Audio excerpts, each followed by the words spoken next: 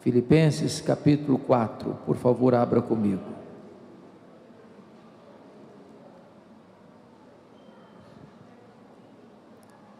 Filipenses 4, verso 4.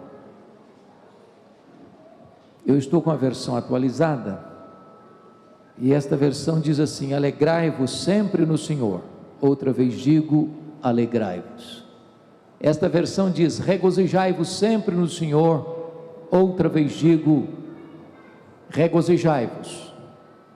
Eu gostaria que vocês memorizassem comigo a versão que eu estou com ela, repetindo comigo: alegrai-vos sempre no Senhor. Outra vez digo, alegrai-vos. Mais uma vez, alegrai-vos sempre no Senhor. Outra vez digo, alegrai-vos. Amém. Bom, eu gostaria de iniciar pedindo permissão a vocês para lhes fazer uma pergunta, e para lhes fazer uma pergunta pessoal. E eu estou certo de que vocês não gostam de perguntas pessoais. Aliás, nós não gostamos de perguntas pessoais, porque toda pergunta pessoal invade a nossa privacidade, nos coloca contra a parede, e nós não gostamos que ninguém faça assim conosco. Mas eu vou lhe fazer esta pergunta como se nós estivéssemos numa conversa bem particular, e a pergunta é esta: você é uma pessoa feliz? Você é uma pessoa alegre? Bom, não precisa ter muita pressa para responder esta pergunta, porque ela não é tão óbvia como parece. Eu explico. Em 1991, eu estava com a caravana na África do Sul, fazendo uma visita na missão Quacisabanto, e a esposa de um irmão nosso perguntou à esposa de um missionário daquela missão assim: você é submissa ao seu marido? Ela deu uma resposta desconcertante. Ela respondeu assim: o que eu posso lhe garantir é que o meu marido me ama, mas se eu sou submissa a ele ou não, essa pergunta não tem que ser feita a mim, tem que ser feita a ele. E eu gostei da resposta. Então deixa eu mudar minha pergunta. Sua mulher pode garantir que você é um homem feliz? Seu marido pode afirmar que você é uma mulher feliz? Por exemplo, lá em Provérbios 31, diz que os filhos da mulher virtuosa se levantaram e disseram assim: mamãe é uma mulher ditosa, mamãe é uma mulher feliz. Seus filhos podem dizer isso a seu respeito? Seus pais podem dizer isso a seu respeito? Seus amigos, seus colegas de trabalho, seus parentes, podem dizer isso a seu respeito? Bom, talvez a essas alturas você já esteja criando alguns mecanismos de defesa, e dizendo assim: o pastor está me fazendo essas perguntas porque não conhece a minha história. Se eu contar a minha história, até pedra chora. Talvez você possa perguntar: mas será que dá para ser feliz no mundo de hoje? De uma pandemia, de uma crise internacional, a morte mostrando para nós a sua carranca todo dia, será que dá para ser feliz? E quando eu penso nisso, me lembro que Paulo escreveu esse texto, não hospedado num hotel 5 estrelas em Roma. Paulo escreveu esse texto de uma prisão, algemado, sendo perseguido pelos seus irmãos, a quem ele amava, a ponto de, se possível fosse, ele preferia estar perdido para ver os seus irmãos salvos. E ele escreve assim: alegrai-vos sempre no Senhor. Outra vez digo, alegrai-vos. Mostrando para nós 3 verdades aqui. Primeiro, a alegria do cristão é uma ordem imperativa de Deus. Alegria aqui não é substantivo, alegria aqui é verbo, e verbo no imperativo. Portanto, Não ser uma pessoa alegre, não ser uma pessoa feliz é um pecado. É um pecado de desobediência a uma ordem expressa de Deus: alegrai-vos. A alegria, irmãos, é a própria essência do reino de Deus. O reino de Deus é alegria. O evangelho que um dia nos alcançou é boa nova de grande alegria. O fruto do Espírito é alegria. E a ordem de Deus é alegrai-vos. Mas notem vocês que Paulo diz assim: alegrai-vos quando mesmo? Sempre. Deixa eu fazer uma pergunta para você: você tem problema na sua casa? Ou só eu que tenho na minha? De vez em quando alguém fica doente na sua família? De vez em quando a grana fica curta lá na sua casa também? Bom, se Paulo está dizendo alegrai-vos sempre, o que ele está afirmando? Que a alegria do cristão não é apenas imperativa, mas é também ultra circunstancial. Estar feliz quando está tudo bem, até o ateu consegue. O grande desafio é ser uma pessoa feliz, apesar das circunstâncias adversas. Sabem por quê? Porque a alegria do cristão não é um sentimento. A alegria do cristão não é uma emoção. A alegria do cristão não é apenas presença de coisas boas, nem apenas ausência de coisas ruins. A alegria do cristão é uma pessoa. A alegria do cristão é Jesus. Por isso Paulo diz: alegrai-vos sempre no Senhor. Se você tem Jesus, você é uma pessoa feliz. Se você não tem Jesus, você pode até ter momentos felizes, mas não é feliz, porque a felicidade tem nome. A felicidade é Jesus.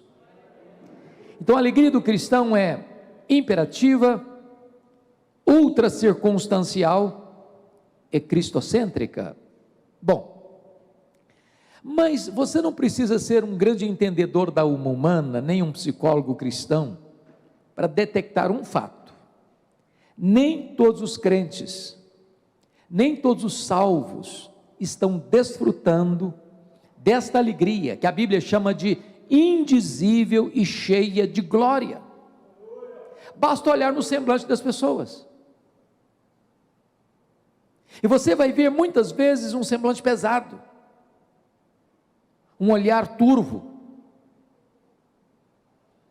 uma emoção amassada, uma aura talvez até de tristeza. O que é que está acontecendo? Reporto vocês ao texto de 1 Samuel capítulo 30, está escrito que a cidade refúgio de Davi, de seus 600 homens com as suas respectivas famílias, foi atacada de súbito pelos amalequitas, que feriram a cidade, que queimaram a cidade, que tomaram de lá os bens, e levaram cativos os filhos, as filhas e as mulheres. Quando Davi viu aquela cena, diz a Bíblia que ele e os seus homens choraram, e Davi chorou até não ter mais forças para chorar. Os homens de Davi queriam apedrejá-lo por causa de seus filhos e de suas filhas, porém Davi se reanimou no Senhor seu Deus, e perguntou: Deus, perseguirei eu o bando? Em outras palavras, perseguirei o inimigo que tomou tudo de nós, ou eu vou aceitar passivamente a decretação da derrota? E Deus respondeu para Davi: persegue o inimigo, Davi, porque tudo que ele tomou de vocês, vocês vão trazer de volta.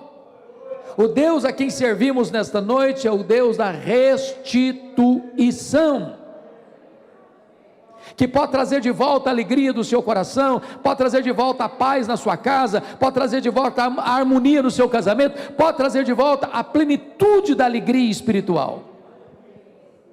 Mas esta carta aos Filipenses parece-nos, e com certeza ela é, a carta da alegria, a alegria tônica desta carta. Mas em cada capítulo desta carta, Paulo vai mencionar um ladrão que rouba a nossa alegria. Que ladrões são esses? Veremos então, cada capítulo apresentando um ladrão diferente. Com a Bíblia aberta comigo, por favor, acompanhe aí. Primeiro, capítulo 1, versículo 12. Paulo escreve assim: quero ainda, irmãos, cientificar-vos que as coisas que me aconteceram têm antes contribuído para o progresso do Evangelho. Notem comigo que as coisas que nos acontecem são as circunstâncias da vida. E as circunstâncias da vida são o primeiro ladrão da alegria. Sabem por quê? Porque as circunstâncias acontecem querendo você ou não, planejando você ou não, gostando você ou não. As circunstâncias acontecem ao arrepio da nossa vontade, na contramão do nosso querer. É um acidente grave, é uma doença súbita, é um divórcio doloroso, é um luto traumático, é uma perda financeira radical, é uma situação que você nunca imaginou passar e de repente está passando. Pense comigo, você ainda é um médico para um exame de rotina, descobrindo que está com a doença grave, talvez até incurável, na perspectiva da medicina. Pense comigo, um pai e uma mãe que criam uma menina com todo o desvelo, e o pai, orgulhosamente, leva essa filha ao altar no dia do casamento, pensando que ela vai construir uma linda história de felicidade, para em seguida essa menina descobrir que casou com um homem rude, cruel, que vai infernizar a vida dela, que vai maltratá-la. E esse casamento que foi feito para ser um cenário de amor, se transforma num cenário de brigas, de contendas, de violência, que vai terminar machucado nas barras de um tribunal. Se você não tomar cuidado, isso leva embora a sua alegria. Pense comigo num pai e numa mãe que vê o seu filho adolescente se afastando, e se afastando, e se afastando, e daqui a pouco se envolvendo com amizades perigosas, em lugares perigosos, e acaba por ser prisioneiro de drogas, arruinando a sua vida, perturbando a paz da família. Se você não tomar cuidado, isso leva embora a sua alegria. Circunstâncias.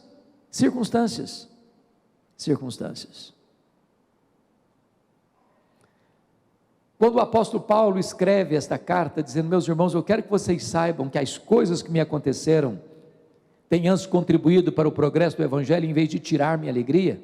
Eu preciso perguntar para Paulo: que coisas são essas, Paulo? O que aconteceu com você? E ele poderia dizer para nós nesta noite: olha, eu fui perseguido em Damasco, eu fui rejeitado em Jerusalém, eu fui esquecido em Tarso, eu fui apedrejado em Listra, eu fui açoitado em Filipos, eu fui escorraçado de Tessalônica, eu fui enxotado de Bereia, eu fui chamado de tagarela em Atenas, eu fui chamado de impostor em Corinto, eu enfrentei feras em Éfeso, eu fui preso em Jerusalém, eu fui acusado em Cesareia Marítima, eu enfrentei um naufrágio para Roma, eu fui picado por uma cobra em Malta, eu cheguei em Roma preso e algemado. Mas eu quero que vocês saibam que as coisas que me aconteceram têm antes contribuído para o progresso do Evangelho. Esse homem não crê em acaso, esse homem não crê em sorte, esse homem não crê em olho gordo, esse homem sabe que a mão de Deus dirige o seu destino. Em Filipenses capítulo 1, ele diz que em virtude dessa circunstância carrancuda, 3 coisas aconteceram. Primeiro, a igreja foi mais encorajada a pregar. Quando a igreja de Roma viu Paulo em Roma preso, algemado, e trabalhando mais, e evangelizando mais, e ganhando mais pessoas para Cristo, isso mexeu com o brio da igreja. Isso levou o Ray Stedman, de saudosa memória, a fazer uma afirmação muito curiosa. Ele diz que esse é um dos melhores métodos de crescimento da igreja. Eu pessoalmente não gosto muito dele, mas ele diz assim: você quer ver a igreja crescer?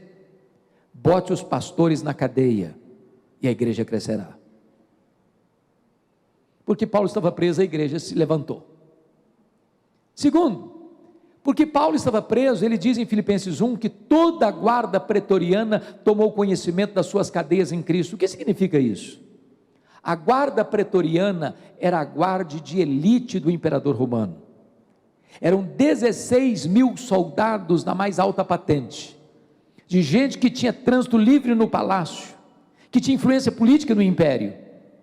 Se Paulo não estivesse preso, ele jamais teria acesso a esta elite de Roma.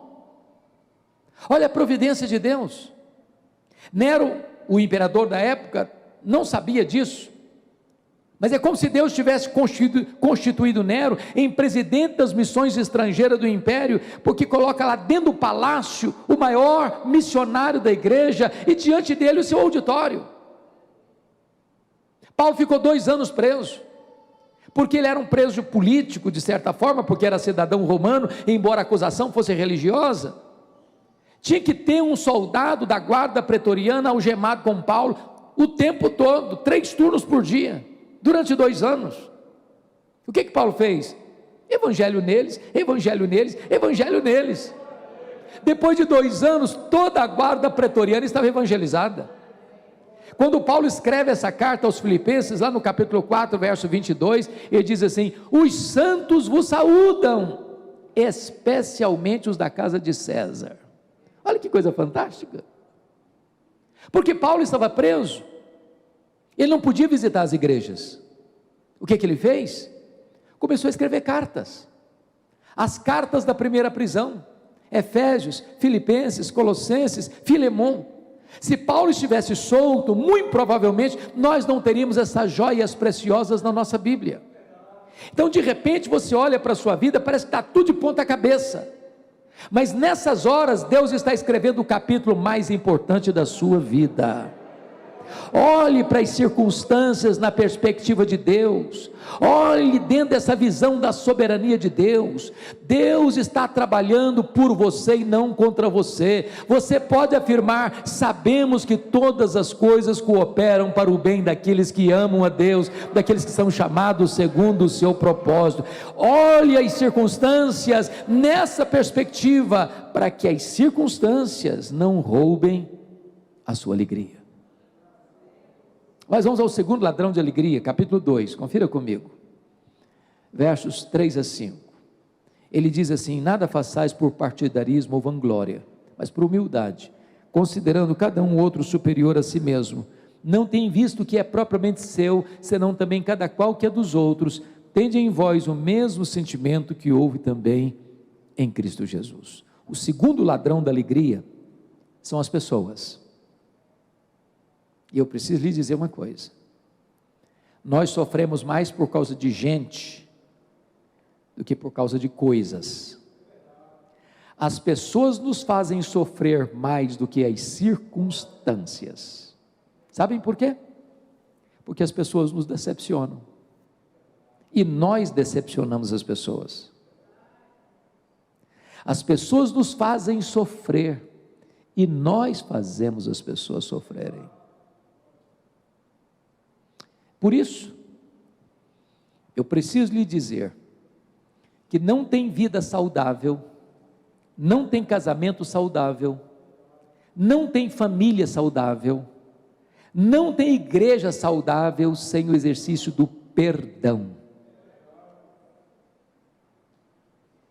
Irmãos, nós não somos perfeitos, nós não viemos de uma família perfeita, nós não nos casamos com uma pessoa perfeita, nós não temos filhos perfeitos, nós não frequentamos uma igreja perfeita. Portanto, nós precisamos constantemente exercer o perdão. Quem não perdoa, irmãos, diz a Bíblia, não pode adorar a Deus. Quem não perdoa não pode trazer oferta ao altar. Quem não perdoa não tem suas orações atendidas. Quem não perdoa, diz a Bíblia, não pode ser perdoado. Quem não perdoa é entregue aos verdugos da consciência, aos flageladores da alma. O perdão é absolutamente vital, sabe por quê? Lá no céu só entra um tipo de gente: aqueles que foram perdoados e os perdoadores. Eu sei que perdoar não é fácil, mas é necessário. Talvez a dor mais aguda que eu já tive na vida foi no dia 2 de agosto de 1982, quando eu começava o meu ministério. Recebi um telefonema do meu irmão, que tinha acabado de fazer 27 anos no dia anterior, dia 1º de agosto, tinha sido assassinado, com 11 golpes de faca, todos mortais, pelo primo primeiro da sua esposa. A dor foi tão cruel, que quando eu recebi o telefonema, eu perdi a voz. Quando Deus recobrou minhas forças, a primeira palavra que Deus botou na minha boca foram essas: eu perdoo o assassino. Eu não tinha outra opção. Ou perdoava, ou adoecia. Ou perdoava, ou minha vida se transformaria no inferno. Ou perdoava, ou teria que abandonar o ministério. Mas eu posso lhes dizer que o perdão é maior que o ódio. O perdão é maior que a vingança. O perdão cura. O perdão liberta. O perdão restaura. O perdão é a asepsia da alma, é a faxina da mente, é a alforria do coração. Perdoar é lembrar, sem sentir dor. Mas pastor Rubens, eu só fui entender perdão no dia que eu entendi uma parábola que Jesus contou. A parábola do credor incompassivo. Jesus conta essa parábola que um homem acertava as contas com seus súditos e encontra um que lhe devia 10.000 talentos. E este homem não tinha como pagar, e o rei exigiu que ele pagasse, e começou então a vender sua família, seus filhos, para quitar aquela dívida. E o homem diz: tem misericórdia de mim, que tudo eu te pagarei. E o rei perdoa ele a dívida de 10.000 talentos. Lá na frente, este homem, perdoado de 10.000 talentos, encontra um conservo que também lhe devia uma quantia de 100 denários. Este homem também não podia pagá-lo, pediu clemência, misericórdia, e esse que fora perdoado não teve misericórdia, diz: paga o que você me deve. O rei ficou sabendo disso, ficou muito irado, mandou chamar aquele homem e disse: servo malvado, eu lhe perdoei a dívida de 10.000 talentos, e não pudeste perdoar o teu conservo 100 denários? Pois serás entregue aos verdugos, aos flageladores, até que pagues o último centavo. E Jesus conclui a parábola assim: assim vosso Pai Celeste vos fará, se do íntimo não perdoardes uns aos outros. A parábola terminou, e eu não entendi quase nada. Quase nada. Sabe por que eu não entendi quase nada? Eu não sei quanto vale 10.000 talentos, também não sei quanto vale 100 denários. Jesus está usando uma moeda que não é a nossa. Ficou o dito pelo não dito. Na verdade, Jesus não contou apenas uma parábola, ele contou uma hipérbole, um exagero. Nenhum judeu podia dever, no primeiro século, 10.000 talentos. Nenhum judeu. O que são 10.000 talentos? Um talento são 35 quilos de ouro.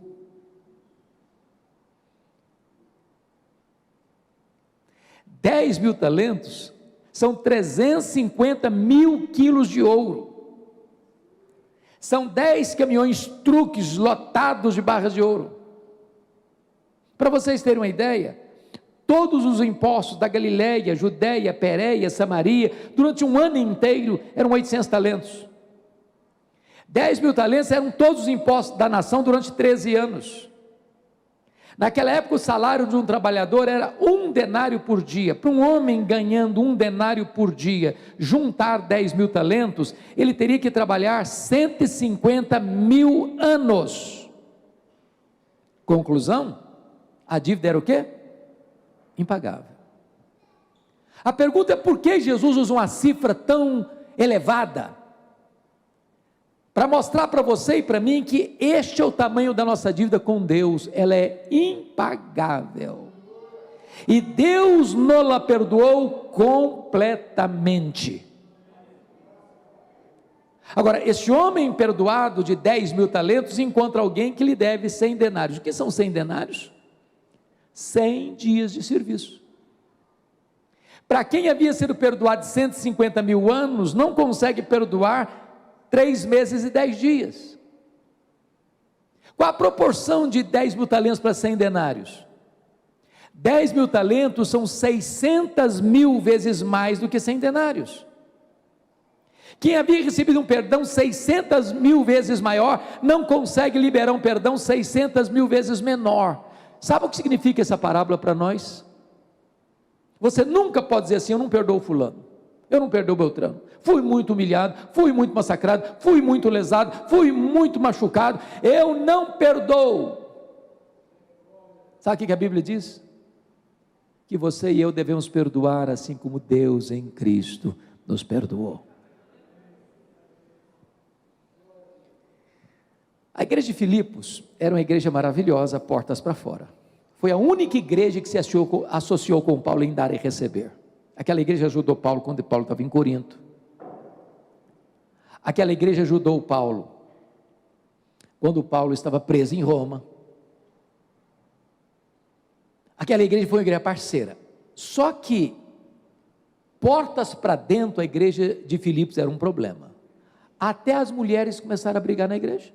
Já pensou nisso? Capítulo 4, verso 2, Paulo diz: rogo a Evódia, rogo a Síntique, pensem em concordamento no Senhor. Quando as líderes da igreja começam a brigar, porque a coisa não está bonita mesmo. Tinha irmãos na igreja que trabalhavam desde que ele aparecesse, vanglória. Tinha outros que até trabalhavam na igreja, desde que o grupinho deles aparecesse, partidarismo. Tinha gente que só pensava nele mesmo. Paulo diz: pensa também no que é do outro. Eu acho que tinha gente dizendo assim para Paulo: Paulo, você que não está aqui, Paulo, tem gente nessa igreja aqui que dá azia em copo de bicarbonato, não dá não. Aí Paulo diz assim: então tende em vós o mesmo sentimento que houve também em Cristo Jesus. Meus amados, nós precisamos tomar uma decisão de resolver as nossas pendências. Sabe por quê? Porque perdoar é uma questão de bom senso. De bom senso. Se você guardar mágoa no seu coração de alguém, se é a mesma coisa de você beber um copo de veneno pensando que o outro é quem vai morrer. Guardar mágoa é autofagia, é autodestruição. Quando você guarda a mágoa de alguém, você se torna escravo dessa pessoa, ela mantém você num cabresto. Você vai chegar em casa cansado e essa pessoa vai deitar do seu lado e tirar o seu sono, tornar o seu pesadelo. Você vai chegar em casa cansado e com fome, vai sentar à mesa, ela senta do seu lado e tira o seu apetite. Você vai sair de férias com a família, ela pega carona com você e estraga as suas férias. Se você guardar mágoa, você vai conviver 24 horas por dia com quem você menos gostaria de conviver na vida. A única maneira das pessoas não roubarem a sua alegria é você tomar a decisão de perdoar, assim como Deus em Cristo nos perdoou. Mas vamos ao terceiro ladrão da alegria, capítulo 3. Confira comigo aí, versículo 19. Paulo diz assim: o destino deles é a perdição, o Deus deles é o ventre, a glória deles está na sua infâmia, visto que só se preocupam com as coisas terrenas. Eu acho que aqui em Brasília, aqui em Taguatinga, vocês não enfrentam esse ladrão, preocupação com dinheiro, né? Ninguém fica preocupado com dinheiro, né? Dinheiro aqui não é problema, é solução. Mas deixa eu fazer uma perguntinha pessoal. Alguma vez você já discutiu com a sua mulher, com o seu marido, por causa de dinheiro? Alguma vez você já discutiu com seus filhos ou com seus pais por causa de dinheiro? Se você falar para mim assim, pastor, nunca, eu vou duvidar da sua honestidade. Porque as pessoas discutem por dinheiro. Dinheiro é o maior pomo de discórdia nas famílias hoje. As pessoas discutem porque tem dinheiro, porque não tem dinheiro, porque tem muito dinheiro, que não tem dinheiro quase nenhum, sempre discutem. Dinheiro, irmãos, é muito mais do que uma moeda. Dinheiro é um ídolo. Dinheiro é mamon. Por causa do dinheiro, pessoas casam, pessoas descasam. Por causa do dinheiro, pessoas mentem, pessoas corrompem, pessoas são corrompidas. Por causa do dinheiro, as pessoas matam, as pessoas morrem. Por causa do dinheiro, as pessoas vendem alma para o diabo. Paulo diz que algumas pessoas só se preocupam com as coisas terrenas. Elas não vivem. Elas levantam de madrugada, elas vão dormir tarde, elas comem o pão que penosamente granjearam, porque só se preocupam com coisas terrenas. Há pouco tempo um rapaz muito rico disse assim para mim: pastor, o rico tem dois problemas. Eu falei: meu filho, só tem dois? Eu não sabia. Falei: quais são? O primeiro problema do rico é ganhar, ganhar, ganhar, ganhar, ganhar, ganhar, ganhar. O segundo problema do rico é medo de perder, medo de perder, medo de perder, medo de perder. Ele vive a vida inteira nessa loucura. Ele não vive. Nós vivemos hoje numa realidade muito estranha. Não é que é estranha, é a realidade nossa. A gente fala que nós vivemos hoje num mundo globalizado, né? A globalização. Exemplo disso. Todos vocês se lembram que em 2008, o mercado imobiliário americano enfrenta uma crise, uma bolha, né? Os bancos emprestaram mais dinheiro do que podiam, de repente a coisa explodiu, e a crise imobiliária americana afetou a economia mundial.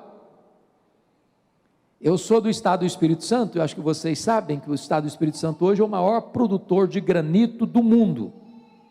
Muitos donos de pedreira quebraram em 2008, porque o mercado imobiliário americano bambeou as pernas. Dá um terremoto lá na bolsa de Singapura, de Tóquio, de Nova York, o tremor chega no seu bolso na hora, porque nós vivemos numa economia globalizada. Hoje, mais de 50% da riqueza do planeta se concentra nas mãos de pouco mais de 100 empresas particulares. Há empresas mais ricas do que nações. A Toyota é mais rica do que a África do Sul. A GM é mais rica do que a Noruega. O Walmart é mais rico do que mais de 100 nações do mundo. O problema é que essas nações querem mais do seu tempo e mais do seu dinheiro. E você tem que entrar nessa corrida frenética, e para você entrar nessa corrida frenética, você tem que consumir mais, consumir mais, consumir mais. Quer um exemplo? Na década de 50, alguns aqui já tinham nascido, nós consumíamos 5 vezes menos do que consumimos hoje. Não éramos menos felizes por isso não. Ô gente, eu nasci na roça, e eu só tive um brinquedo de plástico comprado em loja, um só. Tudo era feito ali mesmo, no mato, com pau e tal. Eu não tenho trauma. Pasmem vocês. Meus pais não precisavam me levar para psicólogo, que nem sabia que existia esse negócio. Hoje um menino ganha um brinquedo, ele brinca longos 5 minutos, encosta no canto, é sucata, que é outro. E se não der, vai para o psicólogo, porque entra em crise. Na década de 70, 70% das famílias dependiam apenas de uma renda para se manter.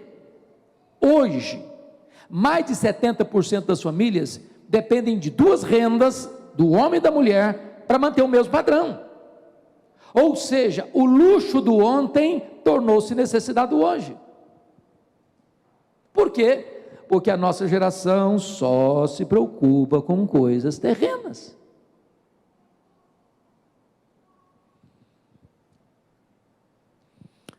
A Bíblia diz o seguinte, que quem ama o dinheiro, dele nunca se satisfaz.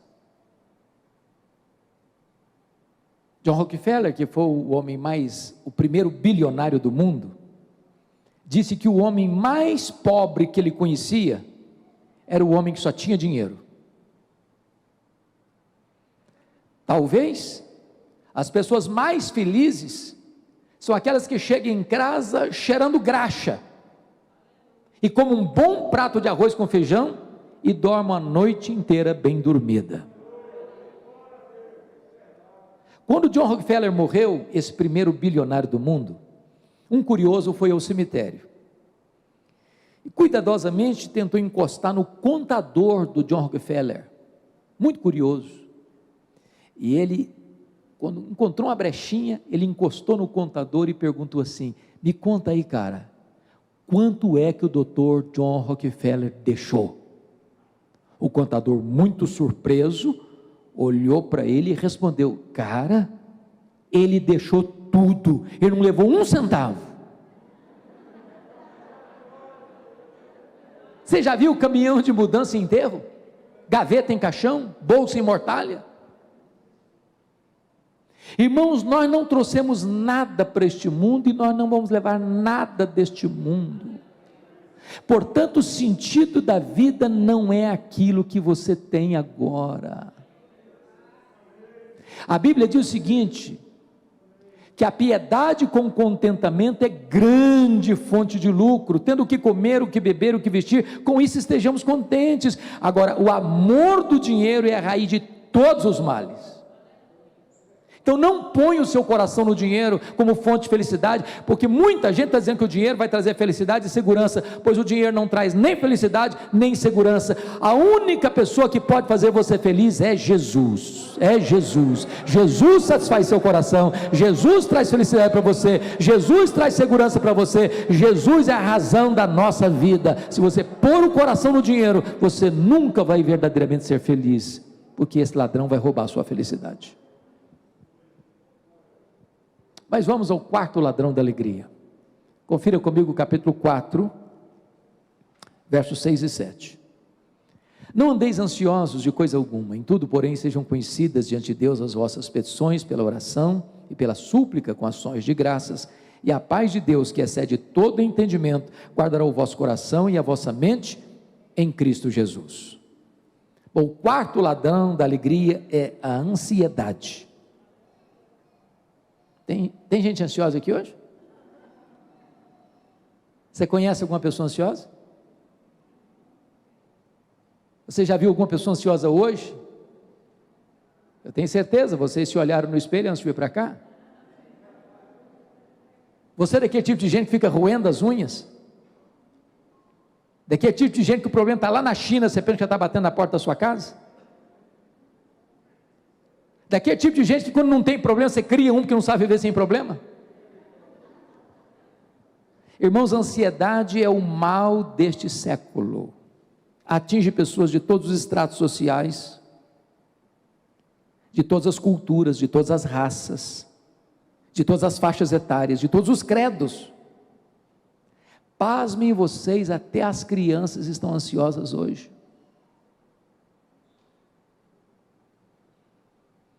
Hollywood fez uma pesquisa e descobriu que as crianças estão ansiosas porque elas gostam de filmes e de desenhos de ação. Eu não sei se você já deu uma olhada na programação infantil da televisão brasileira, o que tem de coisa feia, de esquisita, de monstro, de demônios, de violência. Eu tenho certeza, se você tiver coragem de assistir tudo, você não dorme de noite com a luz apagada, não.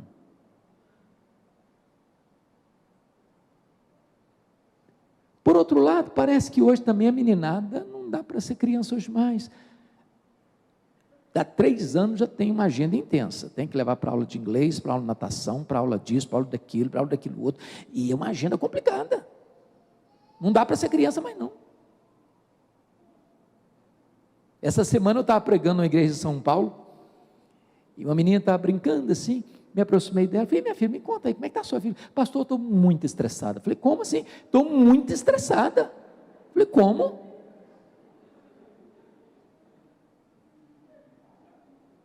Há pouco dia eu chego na igreja, eu gosto muito de brincar com as crianças, tinha uma menina brincando assim, tranquila, me aproximei dela, falei, filha, que vidona, hein? Ela olhou brava para mim e disse, o senhor é que pensa. A meninada está estressada. Os adolescentes estão estressados, uma briga com o espelho. Os jovens estão estressados, ansiosos, é muita coisa. Lá na nossa geração, você casava com sonhos na alma, hoje tem que estar tudo pronto. Você tinha um apartamento top, não casa. Os pais estão estressados, os cabecinha branca estão estressados. É a marca da nossa geração. Até parece que se você não tem problema, você é anormal, você tem que ter problema para ser normal. Agora, sabe o que significa a palavra ansiedade? A palavra ansiedade na língua grega significa estrangulamento. É puxar em direção oposta, apertar o pescoço, tirar o oxigênio. Tem gente que está sufocada. E Jesus foi categórico em dizer uma coisa: a ansiedade é inútil. Sabe por quê? Por mais ansioso que você esteja, você não pode acrescentar um côvado, ou seja, 45 centímetros no curso da sua vida. É inútil. Você não melhora o seu performance hoje, e nem amanhã, ficando ansioso. O contrário, a ansiedade suga você, desidrata você, enfraquece você. Pior, a ansiedade é prejudicial, porque, pense comigo, você fica preocupado ou ansioso com a possibilidade de acontecer algum problema amanhã. Você antecipa o sofrimento, e sofre como se a coisa estivesse acontecendo. Estatisticamente falando, 70% dos assuntos que nos deixam ansiosos nunca vão acontecer, mas a gente fica ansioso e sofre assim mesmo. Quando eu fiz seminário em Campinas, nos idos de 78, 81, certa madrugada eu levantei para ir beber água. O bebedor ficava no corredor do seminário, no meu andar, lá no final do corredor. Eu estou indo bem tranquilo para não acordar ninguém. De repente eu vejo a porta do quarto do meu colega, de um dos meus colegas, aberta. Quando eu olho, ele está chorando, mas chorando convulsivamente, soluçando. Eu entrei apressado, disse, o que está acontecendo? Morreu alguém da sua família? Tem alguém hospitalizado, algum problema, algum acidente? Ele falou, eu estou com medo da minha mãe morrer. Eu falei, mas qual o problema dela? Em que hospital que ela está? O que é que houve? Não, ela não está doente não, só estou com medo dela morrer um dia. Eu falei, rapaz, deixa sua mãe viver. Ô, irmãos, isso tem mais de 40 anos, a mulher está viva até hoje. Ansiedade. Pior que isso, uma mulher entrou no meu gabinete pastoral, com a criança de 3 anos no colo, chorando, mamãe, o que que houve, o que está acontecendo? Eu estou com medo da minha filha, quando crescer, não casar. Falei, mas nem cresceu ainda.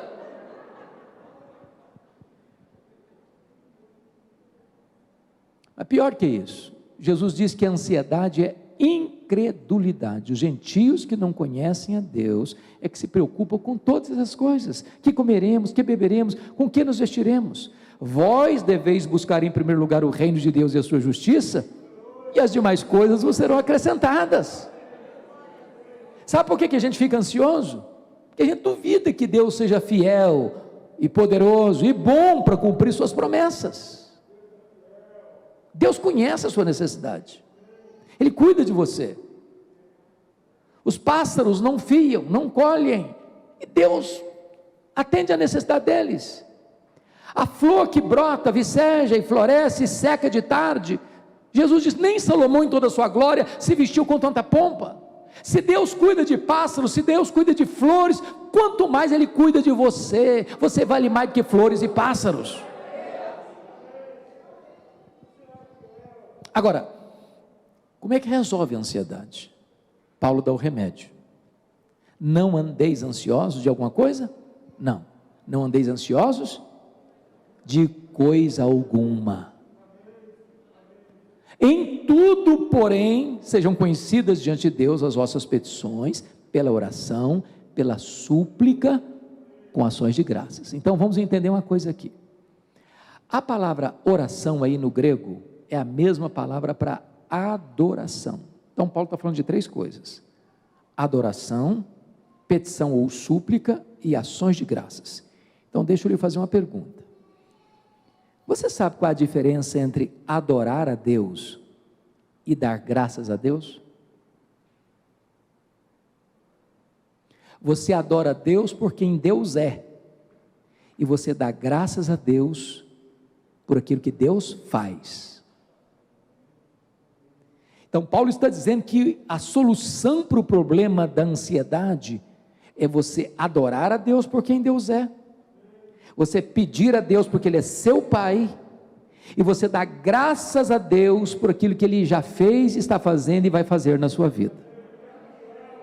Então preste atenção que agora eu vou atender a orientação de Paulo e vou fazer uma oração de adoração. Você adora a Deus por quem Deus é, e eu chego para Deus e digo: meu Deus, eu quero te adorar, porque Tu és o Deus da minha vida, Tu és o meu Criador, Tu és o meu provedor, Tu és o meu Redentor, Tu és o meu protetor. Eu quero te adorar porque Tu és bom, porque Tu és fiel, porque Tu és justo, porque Tu és misericordioso. Eu quero te adorar porque Tu és o Deus autoexistente, porque Tu és o Deus infinito, porque Tu és o Deus imenso, porque Tu és o Deus eterno, porque Tu és o Deus imutável.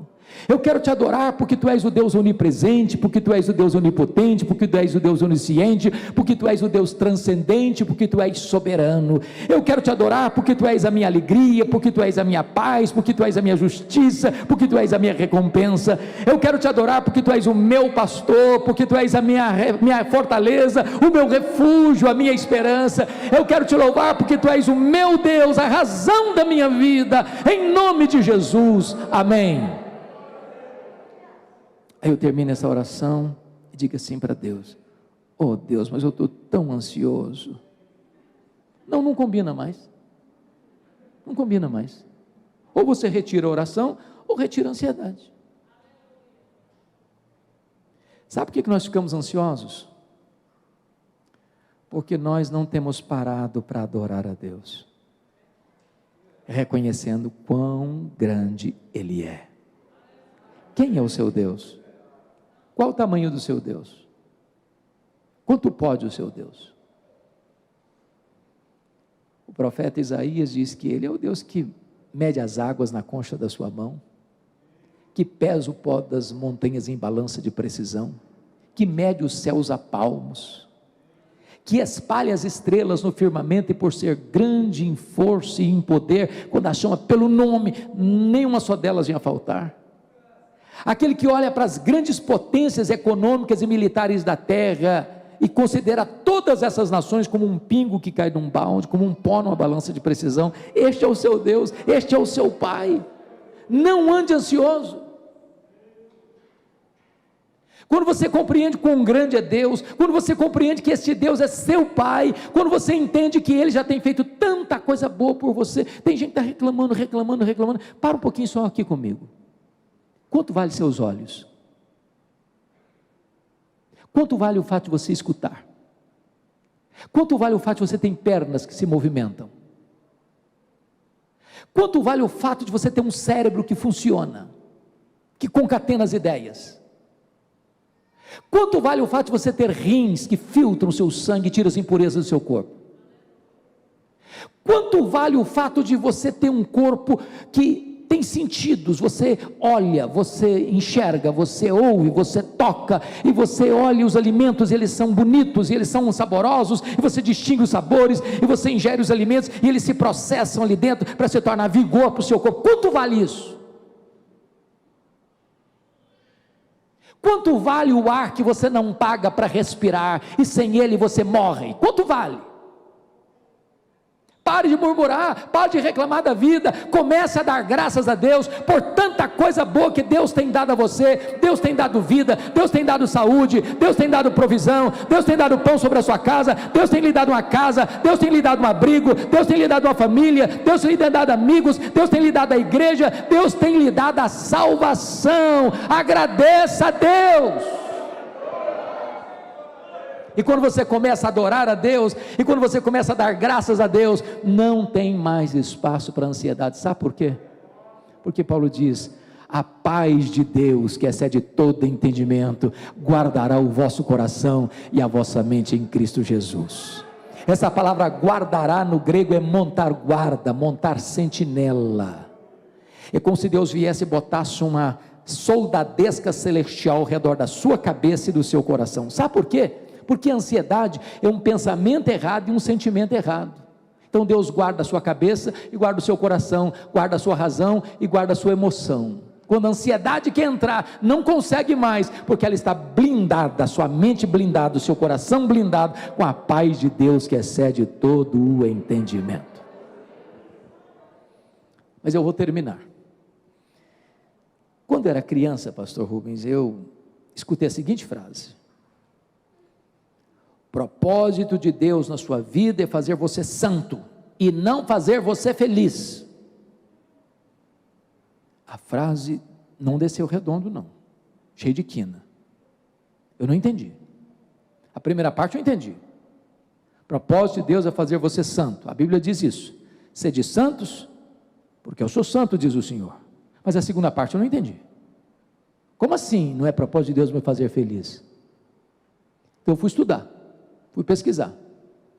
E talvez quem melhor compreendeu isso foram os nossos irmãos da Inglaterra do século 17, quando eles disseram assim: o fim principal do homem é glorificar a Deus e gozá-lo para sempre. Aí eu tenho que concordar com o pastor batista John Piper, quando ele diz o seguinte: o problema do homem não é a busca da felicidade, não é a busca do prazer, não é o hedonismo. O problema do homem é contentar-se com a felicidade pequena demais, com a alegria terrena demais, rasa demais, superficial demais, quando Deus nos criou e nos salvou para a maior de todas as felicidades, a felicidade de amá-lo, de fruí-lo, de glorificá-lo, de desfrutar da sua presença e da comunhão com Ele. Então eu preciso dizer para você nesta noite, que Deus quer que você seja muito feliz, plenamente feliz, abundantemente feliz, maiusculamente feliz, superlativamente feliz, eternamente feliz. Eu quero então terminar, pedindo permissão a vocês, para lhes fazer uma pergunta pessoal. Eu sei que vocês não gostam de perguntas pessoais. Aliás, nós não gostamos de perguntas pessoais, porque toda pergunta pessoal invade a nossa privacidade e nos coloca contra a parede. Mas eu vou lhe fazer esta pergunta como se nós estivéssemos numa conversa bem particular. E a pergunta é esta: você é uma pessoa feliz?